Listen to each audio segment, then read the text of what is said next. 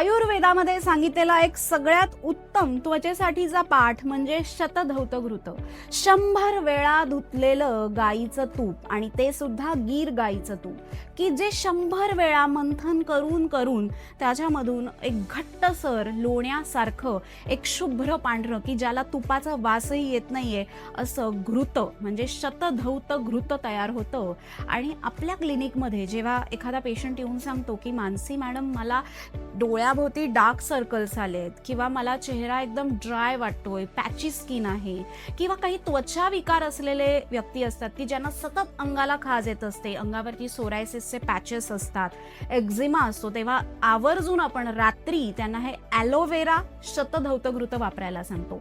कोरफड ही किती उत्तम आहे त्वचेसाठी आपल्याला माहिती आहे, वर्ण्यकर आहे.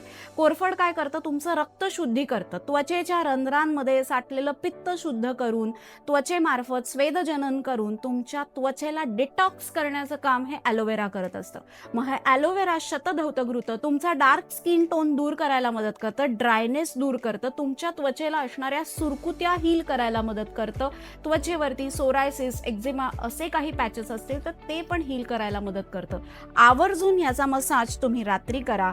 आणि हे जर तुम्हाला ऑर्डर करायचं असेल तर कमेंट करा ॲलोवेरा.